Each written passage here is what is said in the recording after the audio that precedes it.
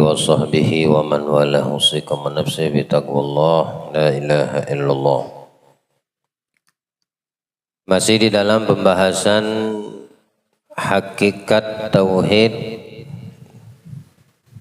sebagai dasar daripada makna tawakal kepada Allah Subhanahu wa taala.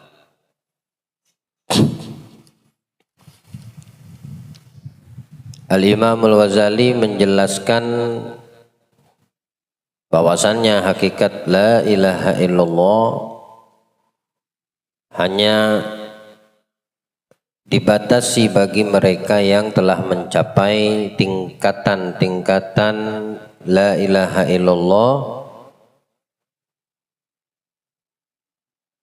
dari tingkatan yang dijelaskan Al-Imam Al-Ghazali di dalam kajian sebelumnya. Bahkan yang bisa sampai kepada hal itu hanya mereka para nabi dan rasul pilihan Allah. Oleh sebab itu kalimat mukhlas di dalam Al-Quran dikatakan para ulama tidak sama dengan kalimat mukhlis.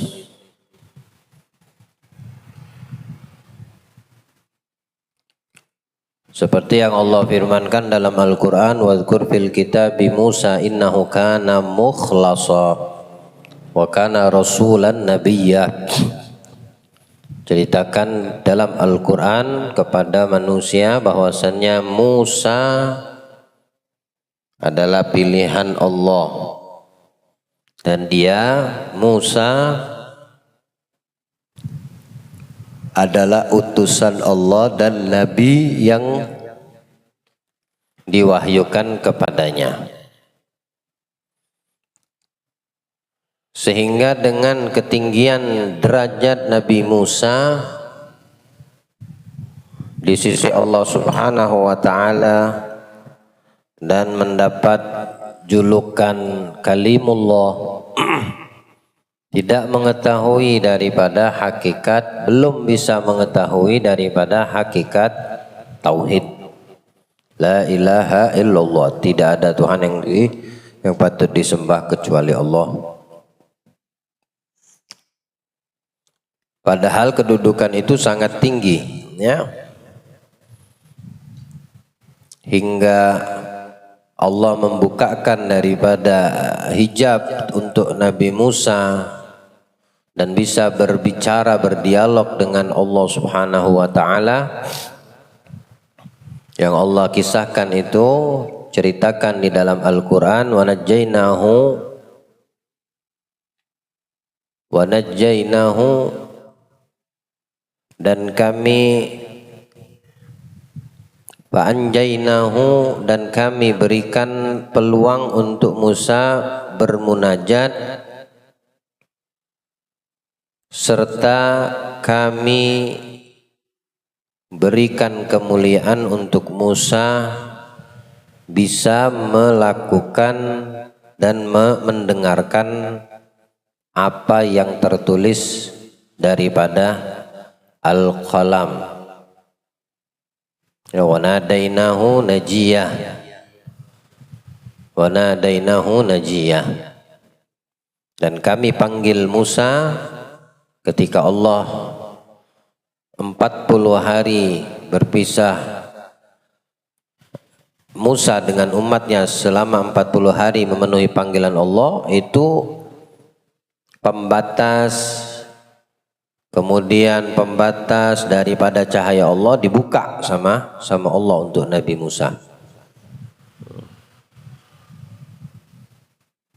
hingga dia bisa melihat dan mendengarkan catatan Al-Qalam, tempat di Lauhil Mahfuz itu tempat di mana semua ketetapan akan qada dan qadar sudah tertulis. Nabi juga menjelaskan perihal Nabi Musa ketika bertanya kepada Allah, ya Rabbi inni wajadtu fil lawhi ummatan.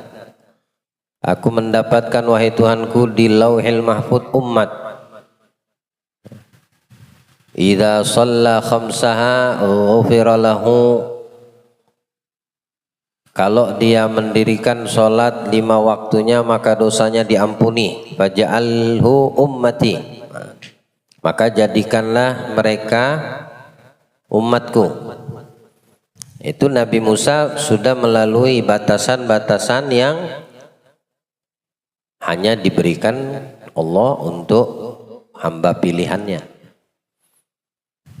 Hingga di akhir riwayat hadis Nabi menjelaskan, fakhudh ma ataituka wa kum min ya inni istafaituka wa ikhtartuka fakhudh ma ataituka wa kum minas shalihin. Dalam riwayat wa kum minasy syakirin. Ya Musa, aku telah memilihmu menjadi hamba pilihanku, rasul di atas muka bumiku, kemudian nabi yang kupilih, maka terima apa yang telah aku berikan kepadamu, jadilah engkau orang yang bersyukur. Ya, itu dari hadis yang panjang yang Nabi ceritakan perihal Nabi Musa. Anda bisa melihat, mendengar apa yang sudah tertulis di Lauhil Mahfuz. Ujung-ujungnya yang didapatkan Musa di Lauhil Mahfuz semua kemuliaan untuk kita umat Nabi Muhammad. Ya, ternyata itu umat Muhammad, Ahmad. Nah, itu tingkatan yang seperti pun tidak menjadikan Musa itu memahami hakikat daripada la ilaha illallah. Ya. Makanya Imam Ghazali di sini menjelaskan kedudukan yang agung seperti ini atau timbangan kalimat tauhid yang hanya tahu hanya Allah. Dalam ayat lain Allah menjelaskan fa'lam annahu la ilaha illallah wastaghfir li dzunubik. Wastaghfir li dzambika. Ketahuilah tiada Tuhan selain Allah. Artinya tidak ada yang mengetahui hakikat itu la ilaha illallah kecuali Dia Allah. Lalu Allah melanjutkan tanpa ada jeda, maka memohon ampunlah atas dosamu, atas kesalahanmu. Artinya apa? Orang tidak akan bisa, siapapun tidak akan mampu untuk bisa memahami kalimat la ilaha illallah. Tapi yang wajib kita pahami dan kita yakini, timbangan la ilaha illallah sangat berat. Ya. Kalau mau dikatakan saking beratnya itu tidak ada nominal. Tidak ada nominal. Itu perumpamaan daripada kita kalau ke laut, ke pantai, bibir pantai itu nanti ke amal sono ngambil air laut 1 gelas. Apakah berkurang dari air laut dari 1 gelas yang kita ambil? Tidak ada sama sekali. Nah, seperti itulah pemahaman ya, puncak daripada manusia, walaupun dia termasuk pilihan Allah, ketika dia mendapatkan satu kemuliaan, kekhususan untuk bisa memahami hakikat la ilaha illallah, tidak ada yang tahu. Ya, tapi kita wajib untuk meyakini itu bukan sebatas kalimat. Kalau itu hanya sebatas ucapan dan kalimat, apa maksud Nabi mengatakan man mata ala la ilaha illallah dakhal jannah? Siapa orang yang mati dalam keadaan membawa la ilaha illallah atau mengucapkan kalimat la ilaha illallah, dia langsung masuk surga. Lalu bagaimana dengan dosa-dosa yang pernah dilakukan semasa hidup? Nah, inilah keagungan la ilaha illallah. Kebesaran la ilaha illallah. Sangkin mulia dan tingginya kedudukan itu kalimat tauhid. Yang mati membawanya, sebelum mati mengucapkan, saat mati membawa itu bukti kalimat tauhid la ilaha illallah, langsung masuk surga. Nabi dikatakan dalam Sahih Muslim, beliau mencari umatnya di dalam neraka, lalu setelah mendapatkan izin dari Allah untuk memberikan pertolongan dan syafaat, semua dikeluarkan. Ya. Sampai yang dicari itu menjadi tolak ukurnya apa? Kalimat ini, tauhid la ilaha illallah. Walaupun sekecil biji dzarrah, tapi tidak padam. Ya. Umpama lampu itu dia masih mengalir strum di situ. Belum dikatakan padam total, tapi masih ada apinya walau tidak kasat mata. Kalau kita pegang kayak ada nyetrum, tapi kita tidak lihat ada di situ apinya. Nah, listrik itu kan api. Nah, walaupun sekecil itu wattnya dan dia berada di dalam dan menjadi kerak neraka, tetap dikeluarkan sama Nabi. Kemudian akan dimasukkan dan dimandikan, dibilas di Nahrul Haya, sungai kehidupan namanya. Semua penghuni neraka yang ada ini kalimat tauhid, ya, dia akan keluar. Seberapa lama waktu dia berada di dalam neraka, tetap dia akan keluar. Walaupun sekecil dzarrah, sekecil debu. Tauhid pada dirinya tidak padam.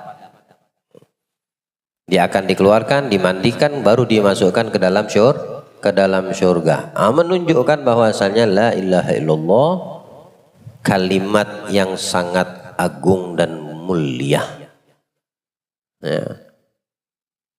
Dan itu juga berkaitan memiliki keterikatan dengan arti tawakal. Karena tawakal itu menyerahkan secara total semua yang kita hadapi, yang kita lalui, yang kita dapati kepada Allah Subhanahu wa Ta'ala. Paling tidak di situ dasar yang kita harus pahami untuk kita orang-orang awam yang masih menuntut ilmu, yang ingin masih mendekatkan hati kepada Allah, yang ingin mendapatkan kemuliaan daripada la ilaha illallah.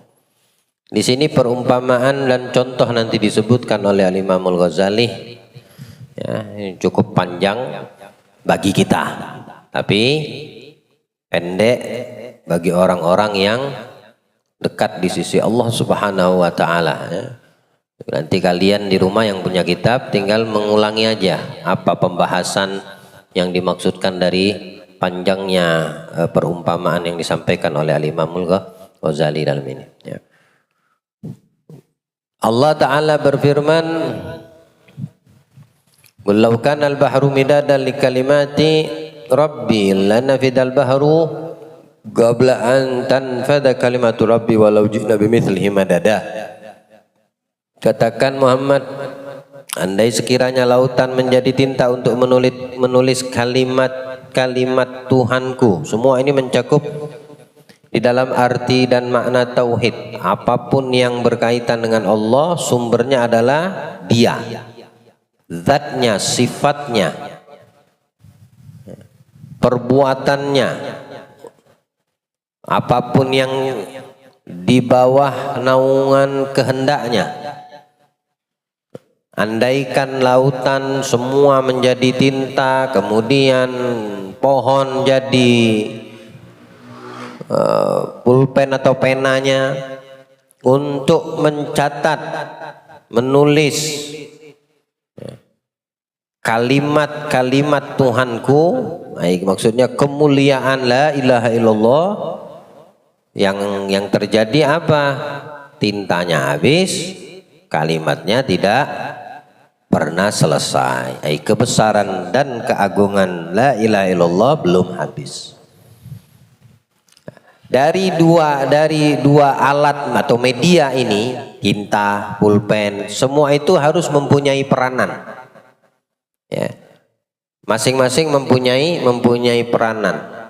Dalam satu sistem itu ada komponen yang saling berhubungan. Ya.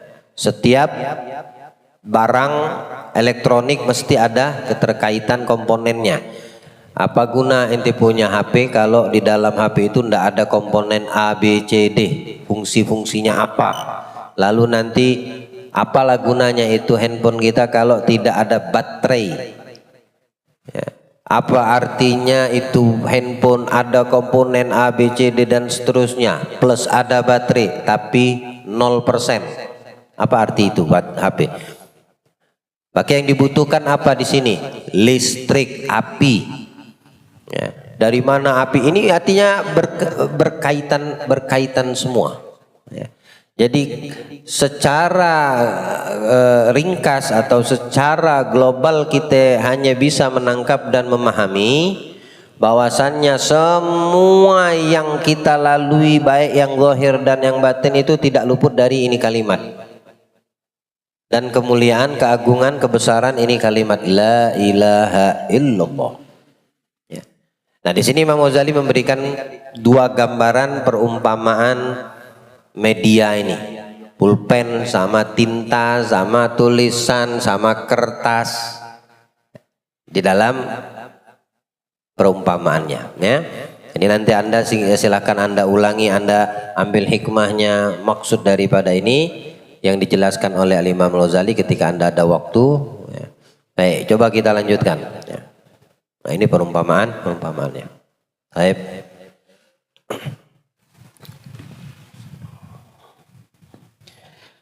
Kami berikan sebuah contoh seorang yang arif tentang tempat cahaya Allah Ta'ala berkata kepada kertas yang dilihatnya telah hitam terkena tinta. Kenapa wajahmu hitam dan apa sebabnya? Kertas menjawab, engkau tidak adil dalam tuntutan ini, karena aku tidak menghitamkan wajahku sendiri. Tetapi tanyakan tinta itu karena ia tadinya terkumpul di tempat tinta, lalu berpergian dari kampung halamannya dan turun di halaman wajahku secara aniaya dan bermusuhan. Ini majas semua ya, perumpamaan contoh. Kalau kita ingin mendapatkan hakikatnya tidak bakal bisa. Tapi Imam Ghazali mengikuti standar akal manusia, akal kita maksudnya. Jadi kalau kita ini dikasih gambar contoh, baru anak kecil tuh kalau dikasih sesuatu yang serius bingung dia, ajak dia berimajinasi. Nah, kurang lebih seperti itu. Ini akal kita diajak berimajinasi, ya, imajinasi untuk kebesaran la ilaha illallah. Ya, baik. Orang itu berkata, engkau benar. Kemudian ia bertanya kepada tinta tentang hal itu. Maka tinta itu menjawab, engkau tidak adil terhadapku. Aku dulu tinggal di dasar tempat tinta dan bertekad untuk tidak pergi. Kemudian pena menyerang dan menculikku dari kampung halamanku, serta menghaburkan aku di atas halaman putih sebagaimana engkau lihat. Maka dialah yang bertanggung jawab, bukan aku. Orang itu berkata, engkau benar. Kemudian ia bertanya kepada pena tentang penyebab kezaliman dan permusuhannya dengan mengeluarkan tinta dari kampung halamannya.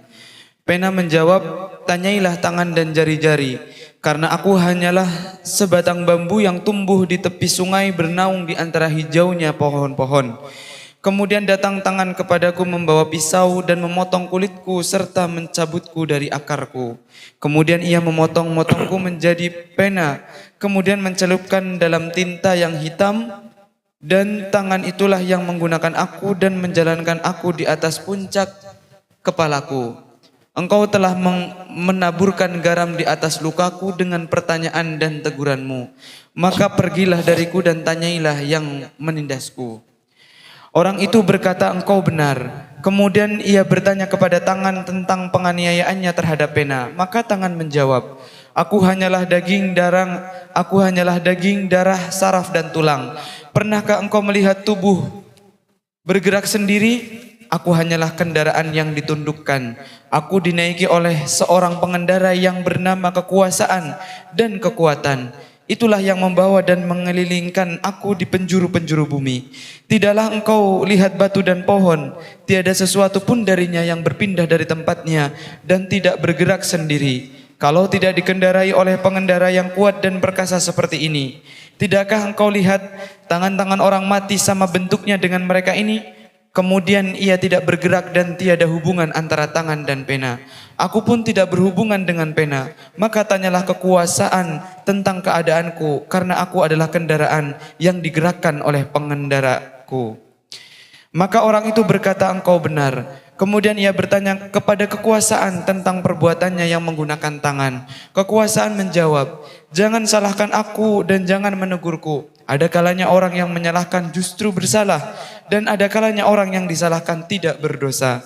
Bagaimana engkau tidak tahu urusanku, dan bagaimana engkau menyangka bahwa aku menganiaya tangan? Aku telah menaikinya sebelum menggerakkannya. Aku tidak menggerakkan dan tidak menundukkannya, tetapi aku tenang dan diam. Orang-orang menyangka bahwa aku mati atau tidak ada, karena aku tidak menggerakkan dan tidak bergerak hingga datang kepadaku petugas. Ia mengejutkan dan memaksa aku hingga engkau saksikan perbuatanku. Maka aku mempunyai kekuatan untuk membantunya dan tidak mempunyai kekuatan untuk menentangnya. Petugas ini dinamakan Kehendak, dan aku tidak mengenalnya kecuali dengan nama dan serangannya. Karena ia mengejutkan aku dari tidur yang lelap, ia memaksaku melakukan perbuatan yang dapat aku tinggalkan seandainya ia membiarkan aku dengan pendapatku sendiri. Manusia, kemudian ilmu, butuh media untuk belajar, mempelajari ilmu bagi penuntut ilmu. Apa medianya? Buku tulis, kertas, pena. Apa kaitan ini semua? Ini hulunya nanti mengajarkan, memberitahukan kepada kita, kita tidak akan bisa sampai kepada hakikat la ilaha illallah. Makanya dikasih perumpamaan di sini. Seorang arif, seorang alim menuntut ilmu, menulis, kemudian mendapati daripada bukunya kok banyak tinta hitam. Nah inilah sirkulasi kehidupan kita. Kadang kita menyalahkan, protes. Padahal kita tidak tahu bahwasanya semua itu tidak luput ada yang namanya kehendak Allah. Kemudian Allah meletakkan dalam kehendaknya kebaikan, diuji manusia tersebut, ada di situ pada dirinya akal. Tidak cukup sampai akal sebagai alat untuk ujian, mana yang menang, mana yang kalah, mana yang dominan arahnya ke kanan, beratnya ke kiri, diberikan hawa nafsu. Jadi tidak bisa kita nanti mau menyalahkan atau mencari tahu bagaimana kemuliaan daripada zatnya Allah, sifatnya Allah. Itu terlalu jauh untuk kita mempelajari dan memahaminya. Kalau dari momen-momen contoh ini saja, ya berharap mudah-mudahan diberikan pemahaman sehingga kita bisa lebih banyak evaluasi, introspeksi, muhasabah diri. Itu sudah satu nikmat dari Allah, daripada kita banyak menjalani hidup kita sehari-hari penuh dengan protes, tidak terima, lain-lain sebagainya. Mau nyalakan siapa? Nah, ini contohnya. Kamu yang nulis, kamu butuh media, kamu butuh tinta, kamu butuh pulpen. Terus kamu mau nyalakan pulpen, kamu nyalakan tinta. Tinta itu tidak akan ada kalau tidak ada pulpen. Apa gunanya itu tinta? Apa gunanya pulpen kalau tidak ada tinta? Nah sekarang pulpen itu dari mana? Terbuat dari apa? Ini semua dijelaskan. Kamu memotong pohon untuk menjadi sebab tercetaknya kertas. Oh, pabrik kertas. Dari apa terbuat ini kertas? Dari tumbuh-tumbuhan, dari pepohonan. Jadilah kertas, tisu, dan lain sebagainya. Atas kehendak siapa? Siapa yang berbuat zolim? Nah itu. Tidak bisa kita mau menyalahkan siapa-siapa. Jadikan ini sebagai tujuannya pada diri kita. Ya. Kita yang bermasalah, bukan siapapun. Kalau mau protes, protes diri kita. Kalau mau menyalahkan, salahkan dulu diri kita. Kalau seandainya mau komplain, komplain pada diri kita dulu. Karena apa? Bisa jadi kita adalah iblis, bisa jadi kita adalah syaitan, bisa jadi kita adalah hawa nafsu kita, ya. Sekarang pertanyaannya bagaimana kita mengendalikan hawa nafsu yang ada pada diri kita, meniadakan bisik rayu bujuknya syaitan yang selalu berbisik pada kita, atau mengikuti kehendakan dan ajaran yang didorong syaitan dan iblis untuk merusak kita. Jadi masalahnya ke kita, bukan ke siapapun. Kalau mau menyalahkan siapapun panjang. Ini contohnya, tinta ngamuk. Salah siapa kata tinta? Aku ini cuma korban, soalnya gak digambarkan ada penculikan, aku diculik. Ini semua kiasannya, apa namanya, gambarannya, perumpamaan. Baik. Maka orang itu berkata, engkau benar. Kemudian ia bertanya kepada Kehendak, apa yang membuatmu bertindak terhadap kekuasaan yang tenang hingga engkau menggerakkannya tanpa dapat dihindarinya? maka iradat Ini atau setiap kalimat jawaban maka orang itu berkata benar. Dia tidak bisa menyalahkan Tinta maksudnya. Ketika ditanya Tinta kok bisa begini-begini, maka dijawab sama Tinta. Oh maka kau benar, benar kau katanya. Ini salah. Sekarang mau diinterogasi siapa? Pulpen. Ditanyalah pulpen. Setelah menjawab, dapat jawaban dari si pulpen, maka dijawab sama orang ini. Oh iya kau juga benar, tidak bisa kau salah. Diinterogasi lagi si pulpen, ditanya apa siapa ini sebabnya. Nah ini semua dijelaskan ini. Ujung-ujungnya ada yang menguasai berkaitan dengan hak dengan kehendak iradahnya Allah. Mau diprotes juga kehendak Allah, mana bisa? Ya, kehendak Allah benar, Dia yang menguasai segala-galanya. Jadi kita mau protes dengan kehendak Allah, ketetapan Allah, mungkin menurut kita tidak baik. Siapa tahu di sisi Allah justru mendatangkan kebaikan. Lalu apa yang mau kita protes? Lebih muhasabah diri, lebih baik daripada banyak protes. Ya. Kalau banyak protes, banyak yang bakal dikait-kaitkan. Ketika kita kembalikan langsung muhasabah kepada diri, tidak ada kaitan sama selain diri kita sendiri. Disitulah langkah manusia itu ya, timbul untuk membenahi dirinya. Tapi kalau sibuk protes sana protes sini, tanya sini tanya sini tanya sini, masalahnya tidak clear. Upaya memperbaiki diri itu tidak jadi nggak dimulai-mulai ini. Kenapa? Karena banyak melibatkan yang lain. Tamam. Baik. Maka iradah atau kehendak menjawab, jangan terburu-buru menyalahkan aku. Barangkali kami mempunyai udzur di saat engkau menyalahkan aku. Karena aku tidak bekerja sendiri, tetapi aku digerakkan dan didorong oleh sebuah keputusan yang perkasa dan perintah yang pasti. Semula aku tenang sebelum kedatangannya, tetapi datang kepadaku dari hadirat hati utusan ilmu dan akal untuk memerintahkannya. Kasihan aku yang ditundukkan di bawah penindasan ilmu dan akal. Aku tidak tahu apa sebabnya aku ditundukkan dan diharuskan patuh kepadanya. Akan tetapi aku tahu bahwa aku masih dalam keadaan tenang sebelum datang kepadaku pendatang ini dan penguasa yang adil atau zalim ini. Aku telah pasrah kepadanya dan diharuskan mematuhinya. Bahkan aku tidak berdaya untuk menentangnya.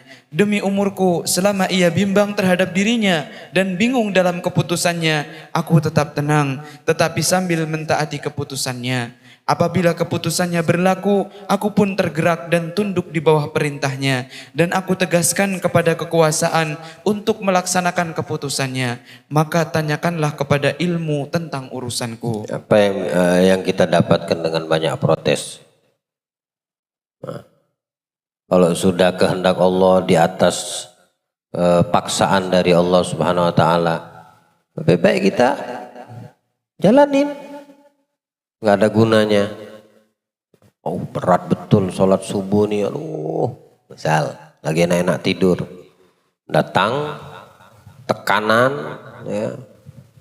Kita seolah-olah kayak diintimidasi, dipaksa, lagi nyaman-nyaman tidur, suruh sholat 2 rakaat bangun, kena air lagi, orang tidur kena semprot ngamuk, disepercikan air gitu ngamuk.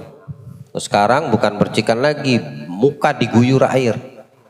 Oh, bagaimana bergejolak nafsu kita yang lagi nyaman tidur. Tapi kamu tidak bisa berbuat apa-apa karena kita memang di bawah tekanan dan paksaan itu.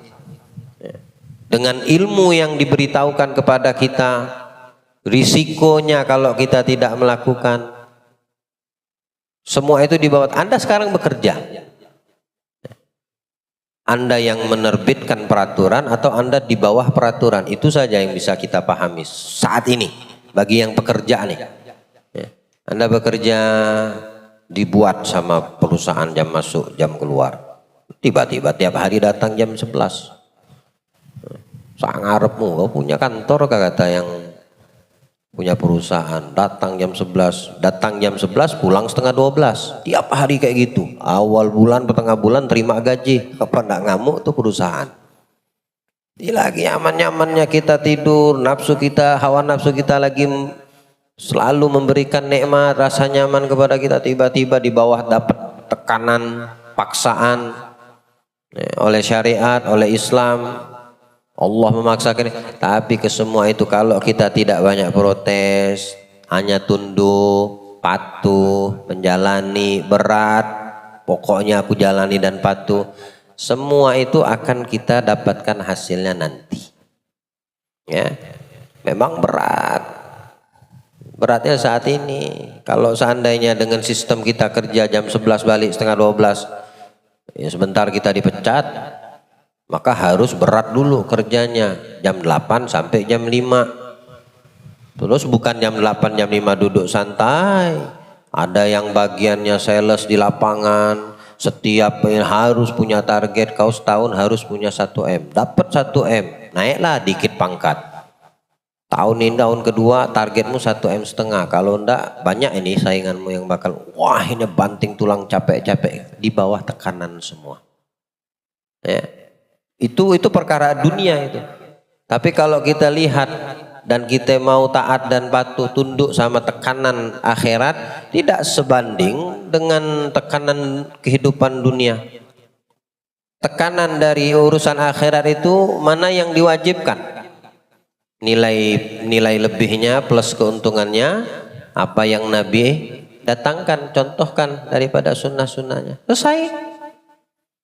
Datang kewajiban waktunya sholat, sholat cuma 5 menit, beratnya di mana? Ya, beratnya itu cuma di nafsu kita. Minggu lalu dikatakan, kenapa bahkan orang-orang yang berilmu pun kan bisa tergelincir. Tidak lain semua itu gara-gara syaitan yang tidak pernah henti-hentinya untuk membujuk. Dia tidak akan pernah menyerah. Si syaitan nggak bakal dia pernah menyerah untuk menghancurkan orang, apalagi orang tersebut yang istiqomah di jalan Allah. Pernah dengar kisah seorang Imam Baghdad, Imam Junaid, datang iblis berwujud manusia pengen jadi muridnya, tapi firasat orang yang beriman, seorang wali min auliyaillah, ketika ngetok pintu, Assalamualaikum, waalaikumsalam, wahai imam saya ingin berkhidmat. Khidmat 10 tahun, tapi dari awal ngetuk pintu Imam Junaid firasatnya sudah tidak enak dan tahu Allah dibukakan sama Allah hakikat ini yang datang. Tapi beliau dengan tenang, dengan cahayanya Allah, dengan bimbingan dari Allah, huduk dari Allah, tidak kaget. Coba kalau kita, oh tidak, pintu kita tutup atau kita kabur sembunyi, tapi beliau tenang, tidak menunjukkan wajah atau face yang mimik yang mencurigakan, sampai iblis saja tidak curiga kalau dia itu adalah iblis yang diketahui berwujud manusia. Oh ahlan wa sahlan, silakan masuk.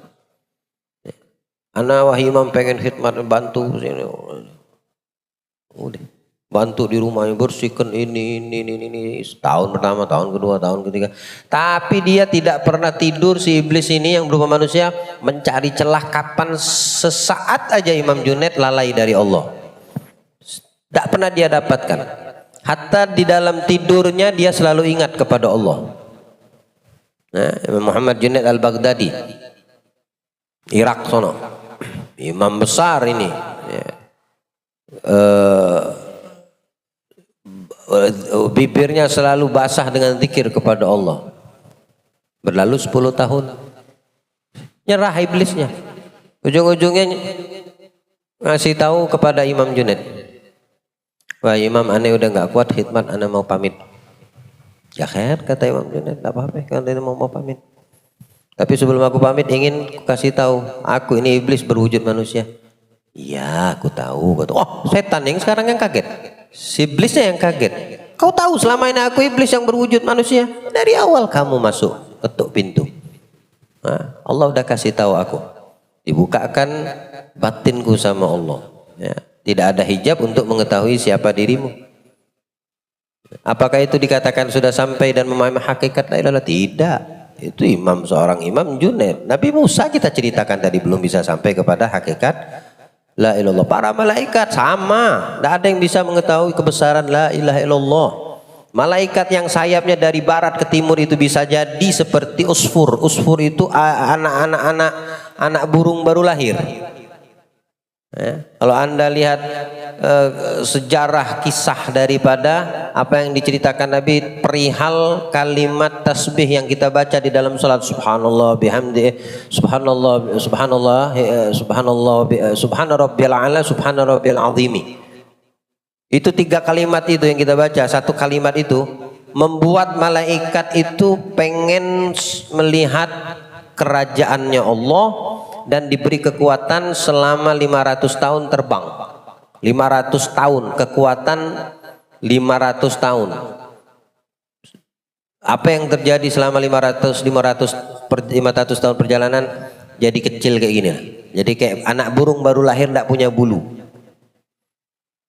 Minta lagi kekuatan sama, didobelkan sama Allah jadi 1000 tahun. Terbang terus dia sampai ingin melihat arsy-Nya Allah. Hangus jadi kecil lagi burung aspur. Apa yang terucap? Subhanallah, maha suci engkau Allah. Tidak bisa. Itu dari sisi malaikat. Imam Junaid begitu. Apapun yang dibukakan sama Allah untuk dirinya, itu sebagian kayak tadi. Satu gelas air lautan yang begitu luas kita ambil tidak mengurangi daripada kadar takaran air laut tersebut. Lari iblis. Mestinya dia nanamkan kedengkian, emosi, dendam. Justru sekarang dia yang emosi, tambah parah dia. Akhirnya dikumpulin semua. Anak buah, anak setannya, jinnya dikumpulin semua. Siapa yang bisa menghancurkan Junaid? Maka aku akan berikan kedudukan yang tidak pernah dia dapatkan. Maksudnya di bawah tetap kedudukan iblis. Dengar nama Imam Junaid tuh jin, iblis, setan yang kecil-kecil, wow merinding. Oh dia ngomong sama Raja Iblis, tidak ada yang mampu tuh orang. Datang satu jin dari kalangan jin. Wahai Raja Iblis, aku yang mampu. Tapi dengan catatan satu, aku minta jangan aku difokuskan dengan urusan selain ini. Jangan aku ada kegiatan yang lain. Ya, pokoknya aku fokus dengan satu, sebagaimana yang kau perintahkan untuk merusak Imam Junaid. Oh baik, fokuslah kau kepada. Datang lagi berubah mewujudkan manusia dirinya. Tadi sebagai yang berkhidmat, sekarang menuntut ilmu. Assalamualaikum, Waalaikumsalam. Anak fulan dari negeri fulan niat untuk menjadi muridmu, belajar ilmu, mengambil ilmu, menimba ilmu. Izinkan aku menjadi murid. Tapi firasat bermain. Firasatnya para aulia, orang yang dekat sama Allah, yang didapatkan itu dengan mujahadah, kesungguhan. Allah berikan kemuliaan untuk kesungguhannya, upayanya. Dia tahu lagi ini firasat. Ini dari kalangan sama ini. Cuma beda jenis saja. Jenisnya jin ini bukan iblis. Jinnya ini ifrit. Ifrit ini raja jin yang langsung turun tangan. Diizinkan maka 24 jam. Tahun pertama, 2, 3, 4. Lalu 10 tahun lagi. Tak dia dapatkan celah sedikit pun, Imam Junaid lupa dari ingat kepada Allah. Waktunya itu betul-betul berharga. Dengan mengajarnya, dengan ibadahnya, siangnya, malamnya, tidurnya pun bernilai ibadah. Akhirnya nyerah. Datang sahabatnya Imam Junaid, lupa saya namanya. Rindu lama tidak ketemu, silaturahim. Balik dari masjid, Imam Junaid didampingi sama murid, sampai murid-murid yang lain itu nyerah. Tidak kuat aku kalau ngikutin cara dia ini, semua di handle, di tackle-nya, semuanya. Gelar tikar, masang sound system, nyiapin meja, butuhan guru. Enggak bagi-bagi, semua dihantam sama ifrit, diambil jatah. Selama 10 tahun kayak gitu. Teman-temannya udah angkat tangan, wah ini udah paling kesayangan ini, murid kesayangan ini. Sampai punya kedudukan selalu di samping Imam Junaid. Seperti apa namanya, kalau seolah-olah kalau imam ini meninggal, ini penerusnya. Padahal dia jin ifrit yang berwujud manusia. Hakada, untuk menghancurkan Imam Junaid. Alhasil udah 10 tahun temannya datang pulang dari masjid waktu sholat subuh masih di kegelapan. Ini sahabat Imam Junaid melihat di sampingnya, ini bukan manusia. Tahu dia Allah bukakan. Ya. Tapi dia tenang. Duduk di rumah di dalam ruang tamu ngobrol. Ya. Lepas rindu kelakar. Si Ifrit ini agak jauh berdirinya, tapi dia standby. Mana tahu ada keperluan dari si guru, langsung dia standby. Maksudnya seperti itu, ya kan? Berbisiklah sahabat Imam Junaid, ya Imam, ente nggak tahu kah yang di sebelah ente ini siapa? Yang selalu dekat sama Junaid. Ini dari kalangan bangsa jin. Tenang Imam Junaid jawab, iya ente tahu. Apa-apa, pokoknya tidak mencurigakan lah bisik-bisik mereka berdua nih. Yang namanya pendengaran iblis, jin, setan. Mau ente bisik-bisik, ente berkata dalam hati dia tahu. Ente berbisik dalam hati dia tahu. Apalagi bisik-bisik suara, gitu kan. Tahu dia dengar sih, mulai cemberut mukanya keluar. Topengnya mau kebuka nih. Dari murid yang murah senyum, sekarang cemberutnya kelihatan. Udah selesai, didatangi sama si Ifrit. Jadi selama ini kamu tahu aku jin yang menyamar? Iya tahu kata Imam. Kenapa kamu tidak memperlihatkan ekspresi rasa takut atau apa gimana? Untuk apa? Justru bagus. Murid-muridku yang asli manusia ndak capek. Kau tackle semua. Kau ambil, kau siapkan ini yang berat-berat kau ambil semua. Biar murid-muridku yang lain fokus sama ilmu. Kau fokus sama yang kau kerjakan selama 10 tahun ini. Bukan enak loh ya. Dan ini nyiapkan sound system aja capek tuh. Jam berapa dia harus standby. Setting-setting. Belum lagi kalau mindah-mindahkan alatnya. Ya, kemudian dia harus fokus lagi sama kameranya. Kita datang, buka kitab, baca, dengar, perut kenyang balik. Ya. Tapi yang berkhidmat belum tentu kita sanggup. Yang berat diambil sama si Ifrit ini tadi. Yalah biar muridnya bisa fokus maksudnya. Apa ndak dongkol si Ifrit ini? Ya. Datang mengucapkan salam, pergi wala kalam. Hilang aja langsung. Kesel. Nah ini menunjukkan bahwasannya ya, orang yang mendekat kepada kalimat tauhid dan mereka memahami akan hakikat tauhid walaupun tidak secara total sempurna memahami hakikat yang sebetulnya dari tauhid, semua yang tidak bisa menjadi iya, semua yang mustahil bagi manusia pada umumnya tidak mustahil bagi dia. Karena dia telah mencapai kedudukan yang paling tinggi tapi di bawah para nabi dan Rasul. Tamam. Jadi tidak bisa kita mau protes salahkan. Ini semua memiliki keterkaitan. Tapi ujung-ujungnya lebih baik kita tunduk, patuh, berserah, pasrah, jalankan apa yang diperintah. Ya. Jalankan apa yang diperintah. Jauhi apa yang dilarang. Mana yang diperintahkan Allah itu kulakukan. Beratnya bagaimanapun tetap akan aku kerjakan. Seberat apapun tetap akan aku kerjakan. Ya, mana yang dilarang Allah itu akan aku hindari. Semampu aku akan menghindar. Sekalipun aku tergelincir dalam kesalahan, aku tidak akan menyerah atau putus asa untuk kembali. Okay. Ini dasar tauhid yang mesti ada pada kita. Ya.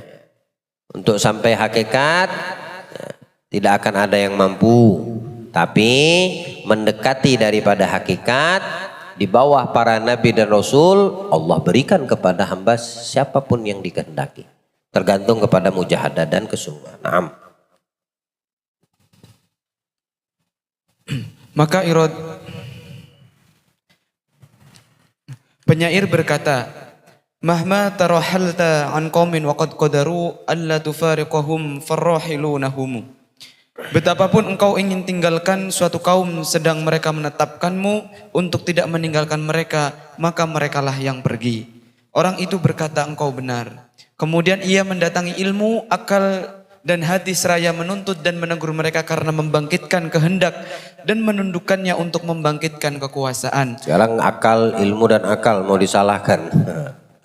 Ya, karena yang menjadi sebabnya ilmu dan akal katanya. Ya, mulai dari apa tadi? Kertas. Kok kertas ada pulpen, ada tinta? Tinta ditanya. Ya, dibenarkan tinta. Salah ya disalahkan. Salahkan pulpen. Datangkan pulpen tanya. Oh ternyata pulpen tidak salah. Ya, siapa yang mau disalahkan? Yang mau diinterogasi? Sampai sekarang ilmu sama akal yang mau diinterogasi. Ayo. Tim. Hati berkata, kemudian akal berkata, aku adalah lampu, aku tidak menyala sendiri tetapi dinyalakan. Hati berkata, aku adalah sebuah papan dan aku tidak terbentang sendiri tetapi dibentangkan. Ilmu berkata, aku adalah ukiran yang diukir pada papan yang putih, yaitu hati ketika lampu akal bersinar. Aku tidak menulis sendiri, sebelum aku papan ini kosong, maka tanyakan kepada pena tentang aku, karena tulisan hanya terjadi dengan pena. Nah, Mas Yakfi. Tasin sampai di situ dulu. InsyaAllah minggu depan kita lanjut lagi. Ini bisa kita mau menyalahkan siapapun, apapun yang terjadi itu tidak luput dan keluar daripada ada namanya iradatullah, kehendak Allah, ada namanya takdir Allah, ada yang namanya qada Allah. Maka jadilah kita insan yang tunduk, patuh, bersyukur, selalu memuji Allah Ta'ala, jalankan apa yang selalu diperintahkan, maksimalkan, hindari apa yang dilarang Allah semaksimal mungkin kita untuk menghindarinya, istiqomah dalam setiap langkah kebaikan, amal soleh yang pernah kita lakukan, jangan sampai godaan, ujian, bisikan dari syaitan melalaikan kita daripada hal tersebut, dan semua itu akan mengangkat tinggi derajat kedudukan manusia yang bisa mengambil pelajaran dari apa yang dicontohkan. Ini belum selesai ya, tapi kita batasi dulu sampai urusannya ilmu dan akal. Mulai dari kertas, tinta, pulpen, tangan. Nah sekarang ketemu di ilmu dan akal. Nanti bagaimana Imam Ghazali mengelolanya ini, perumpamaan ini, sampai kita bisa memahami bahwasannya tauhid atau hakikat la ilaha illallah menjadi dasar tawakal seseorang kepada Allah Subhanahu wa taala. Hingga saat ini mungkin yang ada pada kita pengucapan aku berserah kepada Allah, istawakal aja deh sama Allah, hanya sebatas lisan. Tapi ketika kita betul-betul dihadapkan dengan sesuatu, apalagi itu yang membuat kita resah, kita takut, mesti ada penolakan dari yang baru kita ucapin. Tadi bilang tawakal sama Allah, tawakal sama Allah ndak ada bisikan-bisikan yang lain yang mengganggu, memalingkan daripada ucapan tawakal kepada Allah. Nanti di situ ada kaitannya. Ya. Di akhir daripada pembahasan ini, keterkaitan antara tauhid la ilaha illallah dengan hakikat la ilaha illallah dengan tawakal kepada Allah. Tamam. Ini masih di dalam diskusi, imajinasi, perumpamaan, contoh yang digambarkan oleh Al-Ghazali kepada kita. Ya. Jadi bagi yang punya kitab diulang apa maksudnya, apa dimaksudnya. Ini saya mengulangi kalimat ini 7 kali. 7 kali saya muroja ini, maksudnya apa? Ini maksudnya apa? Saya buka di Ihya Ulumuddin, maksudnya apa? Maksudnya apa? Nah, di akhirnya baru saya connect keterkaitannya dengan kadar keterbatasan kemampuan saya memahami. Dengan keterbatasan yang bisa saya pahami. Tapi insya Allah kita berharap ini bisa meningkatkan keimanan kita. Ketika kita diberikan sedikit pemahaman, tahu apa yang harus kita lakukan, kemana kita harus mengarahkan, apa dari tujuan kita diadakan dan dihidupkan Allah. Nanti semuanya ada pada kisah ini, contoh dan perumpamaan ini. Allah berikan umur panjang untuk kita insya Allah. Dan dimudahkan kita untuk mengamalkan apa yang kita pelajari dalam keseharian kita insya Allah. Amin ya Rabbal alamin. Wassallallahu ala sayyidil mursalin Sayyidina Muhammadin wa alihi wasallam. Alhamdulillah Rabbil alamin.